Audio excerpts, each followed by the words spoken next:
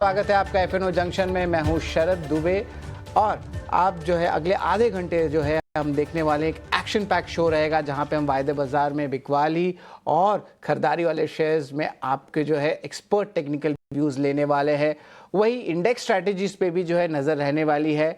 लेकिन एक बार बाजार की रुख देख लेते हैं। एक अच्छी ओपनिंग थी जिस तरह ग्लोबल क्यूज और डोमेस्टिक मैक्रो सजेस्ट कर रहे थे अर्निंग्स का, लेकिन उसके बाद जो है अपनी गेन्स को जो है निफ्टी ने थोड़ी सी गिरावट पे लाया है और देखें तो गेन्स कम हो गए हैं। हालांकि अभी भी देखें तो 25,080 के ऊपर जो लेवल्स पे जो है अभी करंटली ट्रेड कर रहा है। एक रिकवरी की अटेम्प्ट जरूर कोशिश करी, बट एक छोटी सी रिकवरी है। अभी भी बाजार फ्लैटिश है, यानी कि कल भी हमने यही ट्रेंड देखा था। हालांकि रिकवरी में स्ट्रेंथ आई थी कल। आज की बात करें तो ऑफकोर्स ओपनिंग अच्छी हुई है, बट थोड़ी गिरावट जो है डेज हाई लेवल से देखने मिल रहा है। लगभग 100 पॉइंट्स की जो है गिरावट आई है।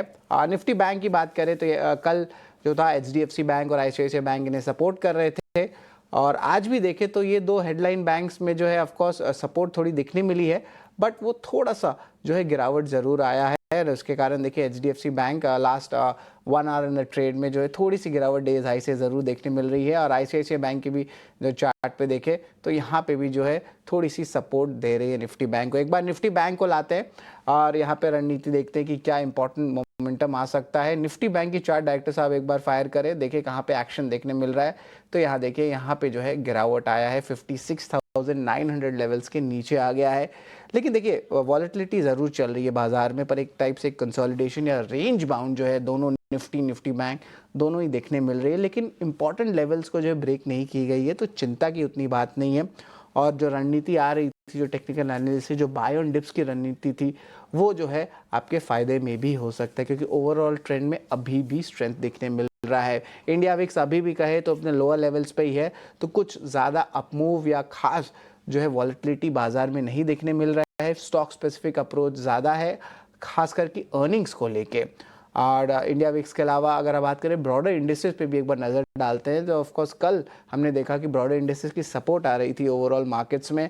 और आज शुरुआती स्तर पे भी देखें तो एडवांस डिक्लाइन रेशियो जो है फेवर में था। लेकिन हालांकि देखिए अभी Nifty mid cap, Nifty small cap में छोटे दायरे पे जो है ट्रेड कर रहे हैं। थोड़ी सी जो है नेगेटिव बायस ज़रूर है। एक बार एडवांस डिक्लाइन रेशियो जो है डायरेक्टर साहब स्क्रीन पे लाएं तो वहाँ पे हमें देखेंगे क्लैरिटी रहने वाला है कि क्या चल रहा है बाजार में। अगर ब्रॉडर इंडेक्सेस की बात करें तो एडवांस डिक्लाइन रेशियो जो है ऑलमोस्ट 1:1 था थोड़ी देर पहले, और अब देखें तो डायरेक्टर साहब एक बार एडवांस डिक्लाइन रेशियो फायर करें चार्ट, तो हमें और क्लैरिटी आ जाएगा कि वायदे बाजार में क्या हो रहा है एडवांस डिक्लाइन रेशियो, और ब्रॉडर इंडेक्सेस बीएसई लिए या एनएससी लें, दोनों में क्या मूवमेंट्स देखने मिल रहा है। अब यहाँ पे देखेंगे मार्केट ब्रेड तो है अभी ऑलमोस्ट इवन स्टीवन है। शुरुआत में था ऑफकोर्स बहुत अच्छा ब्रेड था जो ऑलमोस्ट 2:1 या 3:2 के फेवर में था बुल्स के, और अब जो देखे तो 1:1 पे आ गया है। तो ऑफकोर्स थोड़ी चेंजेस ज़रूर हुई है और बाजार में थोड़े ऊपर इस तरह से जो है हम देखें करेक्शन देखने मिल रहा है। लेकिन of course earning specific news flow भी बहुत ज़्यादा रहने वाला है। आज निफ्टी के अर्निंग्स नहीं है, but Paytm, M finance, MGL जैसे स्टॉक्स, डिक्सन टेक पे जो है हमारी नज़र ज़रूर रहने वाली है। और ऑफ कोर्स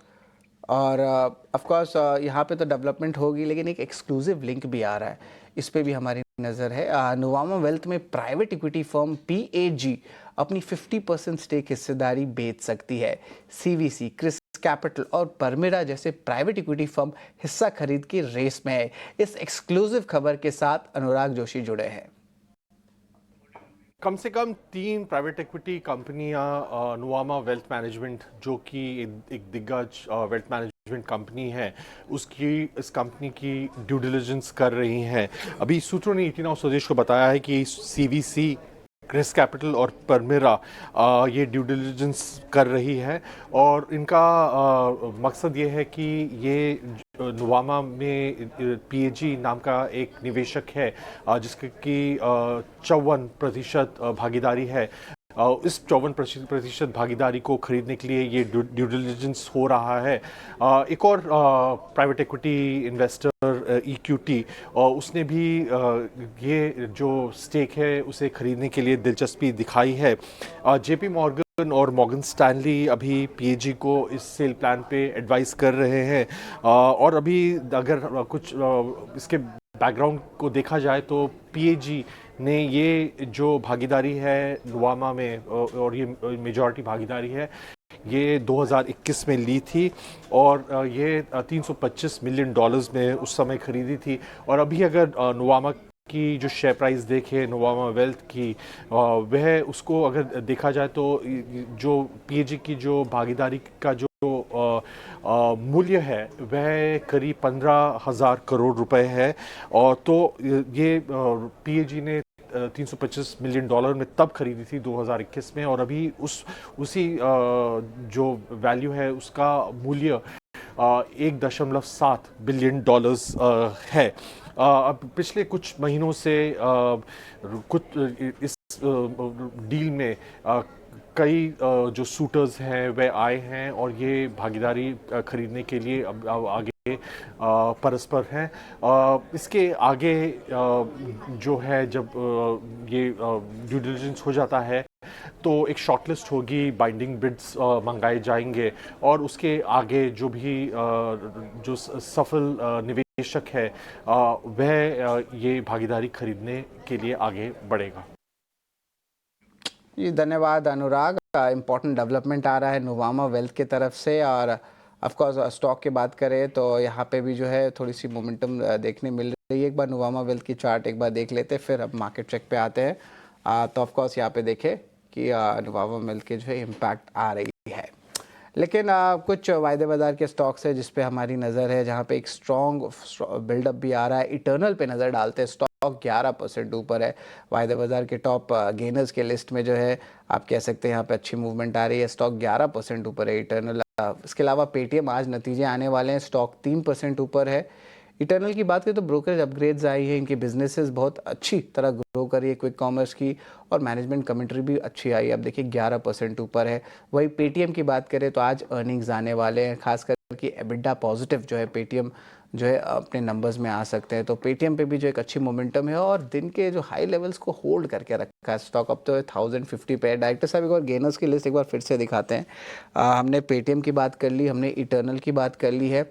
इसके अलावा इन्फोएज 3% ऊपर है। मैं बता दूं कि इन्फोएज जो है 13% स्टेक माफ़ करेगा इटर्नल में होल्ड करते हैं, तो इसका एक फॉलो ऑन बाइंग जो है यहाँ देखने मिला। और दालमिया भारत के फ्यूचर्स की बात करें तो आज सारे सीमेंट स्टॉक्स में एक अच्छी तेज़ी देखने मिल रही है। जिस तरह अल्ट्राटेक सीमेंट की कमेंट्री आई है प्राइसिंग पावर को लेके, और ईस्टर्न इंडिया में तो प्राइस हाइक भी हुआ है, जिसके कारण पूरे सीमेंट खेमे में जो है अच्छी मोमेंटम और वॉल्यूम्स जो है बस कर रहे हैं। तो ये तो हमने आपको बात कर लिए चढ़ने वाले शेयर, लेकिन गिरावट वाले शेयर्स है उस पर भी नज़र डालते हैं वायदे बाजार में। यहाँ पे आरती इंडस्ट्रीज पे देखें तो यहाँ पे one of the top losers Nifty 500 index में। ग्रैनुअल्स इंडिया में भी थोड़ी सी कूल ऑफ आ रही है, और औरोबिंदो में जिस तरह फार्मा खेमे में सेलिंग है तो वो इम्पैक्ट हमें देखने वाले हैं। और ऑफ कोर्स वोल्टस में भी सेलिंग आई है। लेकिन चलिए, डिक्सन टेक आज जून तिमाही के नतीजे जारी करेगी।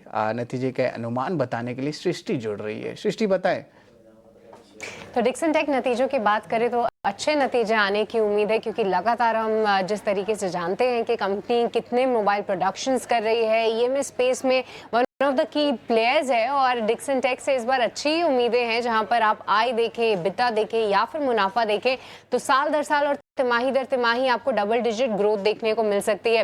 नंबर्स के अनुमान आपकी स्क्रीन पे जरूर हैं, जहां पे मुनाफा 221 करोड़ आने की हम उम्मीद लगा रहे हैं। पर नंबर्स के अलावा सबसे इंपॉर्टेंट होगा देखना कंपनी के मार्जिन्स, क्योंकि मार्जिन्स में शायद थोड़ा सा ब्लिप आ सकता है, ऐसी कुछ चिंताएं हैं। पर सबसे पहले आपको बता दें कि जो आय बढ़ती हुई दिखेगी उसके पीछे के फैक्टर्स कौन से हैं। तो mobile volumes, telecom, IT hardware, ये सभी सेगमेंट्स में एक अच्छे प्रदर्शन की उम्मीद है। खास तौर से अगर मोबाइल सेगमेंट की बात करें तो इस बार 9.5 मिलियन स्मार्टफोन्स की बिक्री का जो है अनुमान लगा रहा है कोटक, जहां पर मोटरोला का एक्सपोर्ट वॉल्यूम, डोमेस्टिक मार्केट में एक अच्छा प्रदर्शन, ये सभी फैक्टर्स प्ले करेंगे। पर मार्जिन्स में इस मिक्स की वजह से, क्योंकि मोबाइल सेगमेंट का जो मिक्स है वो थोड़ा सा ज्यादा बढ़ते हुए नजर आया है, ईएमएस का मिक्स थोड़ा बढ़ते हुए नजर आया है, इसके चलते जो है इनके मार्जिन शायद 3.7% पे आ सकते हैं, जो कि साल दर साल थोड़ा सा 10 बेसिस पॉइंट की गिरावट, और तिमाही दर तिमाही जो 4.3% पे मार्जिन चले गए थे वहां से भी हल्की सी गिरावट आती हुई दिखेगी। तो मार्जिन्स का नंबर मुझे लगता है सबसे इंपॉर्टेंट होगा देखना। जी हाँ, मैनेजमेंट की कमेंट्री आगे, ये जो हाल फिलहाल इन्होंने जॉइंट वेंचर्स किए हैं उसको लेकर के आती है, किस तरीके का ग्रोथ आउटलुक देख रहे हैं, कौन से की क्लाइंट्स हैं जो कि आगे भी इनके नंबर्स को सपोर्ट करेंगे, ये सभी पर डिटेल्स जरूर ध्यान में रखेंगे मैनेजमेंट कमेंट्री के फ्रंट पे। पर फिलहाल उम्मीद यही है कि नंबर्स अच्छे आएंगे डिक्सन टेक के। ये बिल्कुल डिक्सन टेक के नतीजे उम्मीद है अच्छे आएंगे। धन्यवाद सृष्टि, आप हमारे साथ जुड़े और डिक्सन टेक का पूरा प्रीव्यू दिया। लेकिन चलिए अब हमारे गेस्ट के पास चलते हैं। एफएनओ जंक्शन के अजीत नायक जुड़ रहे हैं। गुड आफ्टरनून अजीत जी। सबसे पहले जो है ऑफ कोर्स बाजार पे रुक कर लेते हैं कि जो लॉन्ग बिल्डअप वाले स्टॉक्स है उनमें क्या मोमेंटम आ रहा है।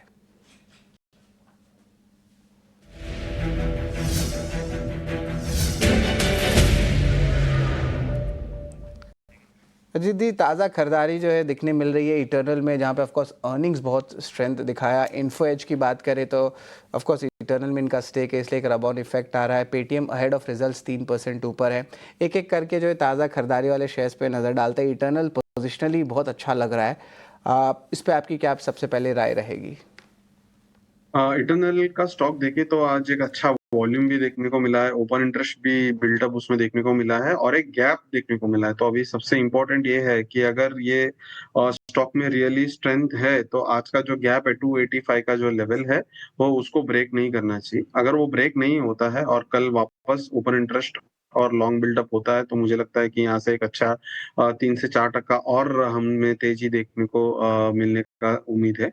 मगर यही अगर स्टॉक में वीकनेस है, ये सिर्फ आज एक रिजल्ट के वजह से अगर मार्केट बढ़ता है तो ये जल्द से जल्दी 285 को ब्रेक करेगा। तो सबका ध्यान 285 पे रहना चाहिए। 285 को क्लोजिंग बेसिस पे ब्रेक नहीं करना चाहिए। इंट्राडे वोलेटिलिटी के वजह से एक स्पाइक आने का एक कभी कभी चांसेस हो जाता है, पर हमें क्लोजिंग बेसिस पे ध्यान देना चाहिए। क्लोजिंग बेसिस पे ध्यान देना चाहिए। तो इसका मतलब स्टॉप लॉस 285 रखे और अगर 3 या 4% का यहाँ पे अपमूव आता है तो 320 330 का टारगेट प्राइस रख सकते हैं अजीत जी? यस सर, इसके ये स्टॉक के अंदर उतना तक अपसाइड तो दिखाई दे रहा है। ये बिल्कुल अपसाइड ज़रूर दिखाई दे रहा है और मोमेंटम भी है। मोमेंटम की बात करें तो सीमेंट खेमे में भी जो है एक अच्छी बाइंग आ रही है अक्रॉस द काउंटर्स। हमने थोड़ी देर पहले बताया भी कि सीमेंट स्टॉक्स में तेज़ी क्यों आ रही है। एक बार दालमिया भारत का स्टॉक देखते हैं, 3% ऊपर है। टेक्निकली कैसा लग रहा है दालमिया भारत अजीत? टेक्निकली दालमिया भारत आप देखेंगे 4 दिन पहले एक अच्छा कंसोलिडेशन किया है। कंसोलिडेशन के बाद एक ब्रेकआउट आया है। तो जब भी एक कंसोलिडेशन के बाद ब्रेकआउट आता है तो फॉल्स ब्रेकआउट का चांसेस कम होता है। तो दालमिया भारत में चांसेस है कि ये जो अभी जो ब्रेकआउट आया है और अप ट्रेंड का जो मोमेंटम ये स्टॉक ने पकड़ा है तो ये कंटिन्यू रह सकता है। तो 2240 का जो है वो एक अच्छा सपोर्ट जोन बनता हुआ अपना जो बोलते हैं इंट्राडे टाइम फ्रेम में दिखाई दे रहा है। तो उससे ब्रेक नहीं करना चाहिए। फिर अपसाइड में 2500 तक का ये जो है रेजिस्टेंस, जो फिबोनाची रेजिस्टेंस है, वहां तक जा सकता है। वैसे ही अगर हम देखें तो श्री सीमेंट में भी एक अच्छा पैटर्न से स्टॉक बाहर निकलते हुए दिखाई दे रहा है। एक अच्छा पुल बैक आया था, एक रैली के बाद एक पुल बैक, और वो जो pull back 20 and 50 day moving average का सपोर्ट लेते हुए 31,000 के आसपास, और वहां से वापस एक अपसाइड जर्नी चालू किया है स्टॉक ने। तो ये दो स्टॉक, सीमेंट स्टॉक, मुझे बहुत अट्रैक्टिव लग रहा है, श्री सीमेंट और दालमिया भारत। अजीत जी जरा श्री सीमेंट के वो बता दें स्टॉप लॉस और टारगेट प्राइस। 31,000 जो है वो एकदम क्रूशियल लेवल है अभी, क्योंकि वहां से ही एक जो पुल बैक है, हॉल्ट हुआ, वहां पे एक बुलिश पैटर्न बन के 2 दिन से हमें एक रैली देखने को मिल रहा है। तो वो एक इम्पोर्टेंट लेवल बनता है। 31,000 को ब्रेक नहीं करना चाहिए और अपसाइड में ये 34,000 तक भी जा सकता है। बिल्कुल अपसाइड 34,000, स्टॉप लॉस 31,000। सारे सीमेंट स्टॉक्स में जो है ऑफ कोर्स देखा जाए तो अल्ट्राटेक सीमेंट की अर्निंग्स के बाद कमेंट्री कॉल जो थी वो अच्छी आई थी, इसके कारण सारे सीमेंट स्टॉक्स में जो एक तेज़ी आ रही है। लॉन्ग बिल्डअप वाले स्टॉक्स के अलावा शॉर्ट कवरिंग में भी चलते हैं। यहाँ पे मेटल स्पेस पे जो है ज़्यादा हम कहेंगे कि मूवमेंट देखने मिल रहा है। और कैपिटल मार्केट्स की भी बात करें, थीम जेन स्ट्रीट की जो आप कह सकते हैं सेबी ने अलाउ किया है वापस बाजार में ट्रेड करने के लिए, उसके कारण तेज़ी आ रही है। सीमेंट एज अ पैक पे तो हमने आपकी रणनीति ले ली अजीत, लेकिन metal as a pack China data अच्छा है, फिजिकल पुश आ रही है, ग्लोबल प्राइसेस भी बढ़ रहे हैं, डोमेस्टिकली भी रेयर अर्थ के लिए इनिशिएटिव्स आ रहे हैं। किस तरह आपको लगता है कि एक अच्छी मोमेंटम मेटल स्टॉक्स में देखने मिल सकती है? क्योंकि अब कंसोलिडेशन जो निकला है बहुत दिन के ब्रेकआउट के बाद वो पुख्ता हो रहा है, ये परमानेंट हो रहा है, ये ट्रेंड जैसे लग रहा है, चार्ट्स बता रहे हैं। तो यहाँ पे जो शॉर्ट कवरिंग वाले लिस्ट में हिंद कॉपर, जिंदल स्टील, हिंदाल्को है, इन तीनों में से आपका कोई फेवरेट स्टॉक है मेटल माइनिंग में? अगर है तो क्या सर रहेंगे? तीनों स्टॉक मुझे टेक्निकली इतना साउंड नहीं दिखाई दे रहा, मगर उसके अलावा सेल जो है वो टेक्निकली थोड़ा बेटर प्लेस्ड मुझे लगता है। 133 का इसका सपोर्ट जोन होता है, और जब तक ये 133 नहीं ब्रेक करेगा, इसमें एक अच्छा मोमेंटम देखने को मिल सकता है। सेल में हिंद कॉपर भी अभी इसका जो 287 का रेजिस्टेंस है उसके आसपास ही स्पाइक देखने को मिला है, और जब अपसाइड रिजेक्शन होता है तो स्टॉक में इतना स्ट्रॉन्ग स्ट्रेंथ नहीं देखने को मिलता है, तो अजीत, सेल मेरे टारगेट प्राइस रेडार क्या पे रहेगा? है। अजीत, टारगेट प्राइस क्या रहेगा सेल का? स्टॉप लॉस तो आपने 133 बनाया, टारगेट प्राइस क्या रहेगा सेल का? सर इसका मोमेंटम अगर चल पड़ा तो ये 146 148 तक भी जा सकता है। 146 148, एंड ऑफ कोर्स ज़्यादा चला नहीं है सेल अगर कंपेयर करें प्राइवेट प्लेयर्स के साथ। जेएसडब्ल्यू स्टील, टाटा स्टील, यहाँ पे ऑलरेडी पॉजिटिव मोमेंटम आपको देखने मिल गया, तो यहाँ पे शायद कमाई के मौके ज़रूर बन सकते हैं। इसके अलावा ऑफ कोर्स बीएससी पे भी आपकी राय लूँगा। अब आप देख रहे हैं कि धीरे धीरे करके कैपिटल मार्केट स्टॉक्स में जो एक इंटरेस्ट आ रहा है, बहुत सारे ब्रोकिंग स्टॉक, सीडीएसएल में अच्छी मूव आई है, बीएससी भी मेरे नज़र में आया है। बीएससी के इंपॉर्टेंट लेवल्स क्या लगते हैं? बहुत वॉलेटाइल काउंटर है, एटलीस्ट टिल एनएसईज लिस्टिंग, दर्शकों को बता दूं, लेकिन अगर यहाँ पे शॉर्ट टर्म ट्रेड लेना होता तो क्या इंपॉर्टेंट लेवल्स रहता अजित? सर बीएससी में कोई ऐसा एकदम पुख्ता पैटर्न नहीं दिखाई दे रहा है कि मैं शॉर्ट टर्म ट्रेडर या मीडियम टर्म ट्रेडर को बोलो कि यहाँ पे कोई पोजीशन बन सकता है, क्योंकि आप अगर इसका डेली चार्ट देखें, एक तो लोअर बॉटम लोअर टॉप का फॉर्मेशन बनता हुआ दिखाई ददे रहा है, तो वो एक अच्छा संकेत नहीं है। स्टॉक ने स्पेक्टेकुलर एक अच्छा रिटर्न दिया है, अभी वो एक टाइम वाइज और प्राइस वाइज करेक्शन को मोड में है, तो इसमें भी फिलहाल मैं इतना इंटरेस्टेड नहीं हूँ। और जो स्टॉक है वो 20 एंड 50 डे के एसएमए के नीचे भी ट्रेड करता हुआ दिखाई दे रहा है, तो मतलब वैसे सिचुएशन पे हमें थोड़ा अवॉइड करना चाहिए फॉर लॉन्ग ट्रेड्स के लिए। शॉर्ट ट्रेड जरूर एक ऊपर में 27,050 के आसपास जो एक एरिया है, सप्लाई जोन है, वहां पे आएगा तो एक छोटा हम ट्रेड ले सकते हैं, मगर वहां आने तक का वेट करना पड़ेगा। बिल्कुल अजीत जी, बहुत सही कहा आपने। जब तक क्लियर इंडिकेशन नहीं आती है तो ट्रेड ना लें, ये भी एक बहुत बड़ा स्ट्रैटेजी होता है जो अजीत जी ने बहुत बेखूबी से हमें बताया। लेकिन चलिए एक छोटा सा ब्रेक लेते हैं। ब्रेक के उस पार कहाँ पे ताज़ा बिकवाली शेयर्स हो रहे हैं और अजीत के अहम टेक्निकल पिक्स, उस पर हमारी नज़र रहेगी।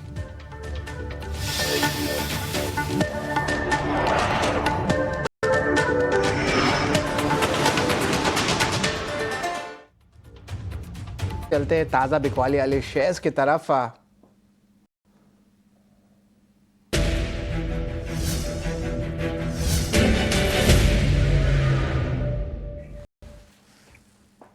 बहुत डाइवर्जेंट ट्रेंड्स आ रहा है अगर बात करें तो ताज़ा बिकवाली वाली शेयर्स पे। ऑफ कोर्स बजाज फाइनेंस तो थोड़ा ग्रीन में भी आ गया है। आईटीसी में बहुत सारे टेक्निकल एनालिस्ट जो हैं बाई कॉल्स दे रहे थे, तो बहुत इंटरेस्टिंग लग रहा है और बहुत मिक्स्ड क्यूज ज़रूर देखने मिल रहा है। टीटागढ़ में भी अनाउंसमेंट्स आ रहे हैं, डिक्सन टेक की नंबर्स के एक्सपेक्टेशंस भी अच्छे आ रहे हैं।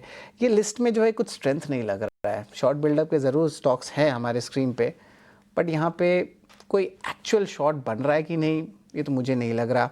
इस लिस्ट में आपको लग रहा है Ajit, Dixon tech, Titagarh, ITC में कुछ शॉर्ट्स बन रहे हैं या कुछ और है आपके पास जो हम शॉर्ट कर सकते हैं इस बाजार में?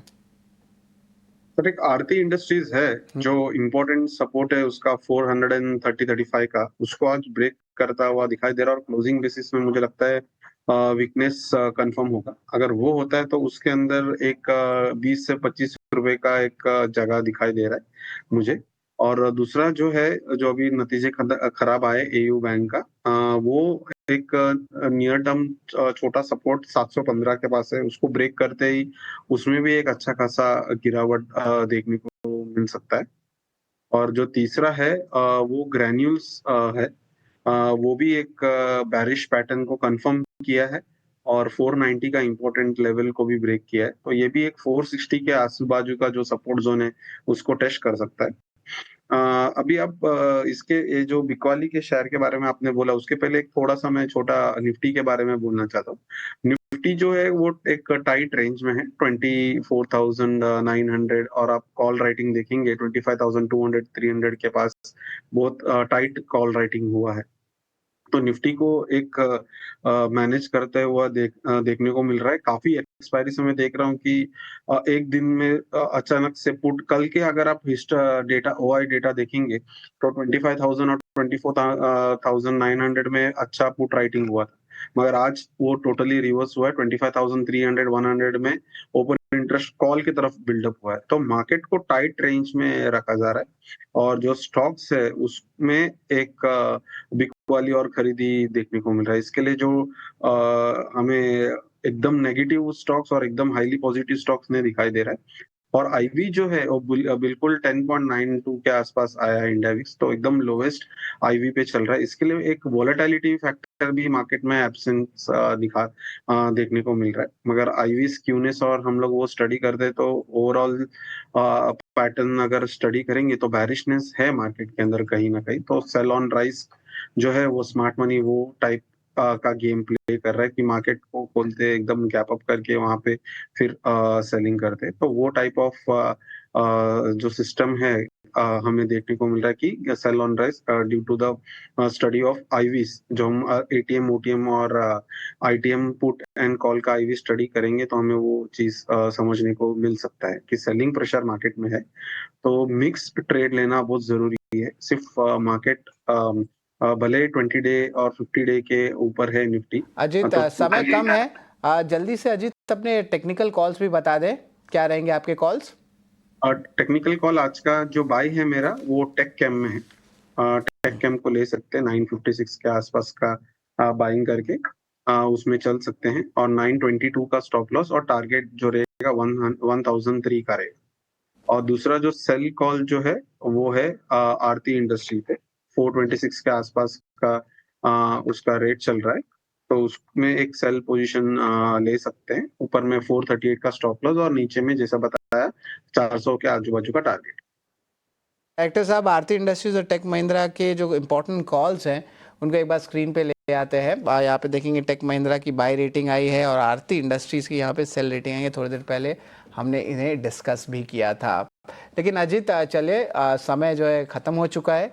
धन्यवाद, आपने जो है important technical calls, index strategies और इम्पॉर्टेंटली आपने ऑप्शंस के बारे में भी बात की और आपने हमें बताया कि एक सेल ऑन राइज मार्केट भी है स्मार्ट मनी के लिए, जो लगातार 2 सेशंस में हम शुरुआती ट्रेड में देख रहे हैं। तो ये बहुत अच्छा इन्फॉर्मेशन जो है आप हमारे दर्शकों को दिए। लेकिन चलिए, आज के लिए एफएनओ जंक्शन में बस इतना ही। अगला शो रहने वाला है मिड कैप एक्शन, जहाँ पे सृष्टि हमें बताएंगे कि कहाँ पे एक्शन जो मिड कैप स्पेस में आ रहा है, कहाँ पे कमाई के मौके भी आए हैं।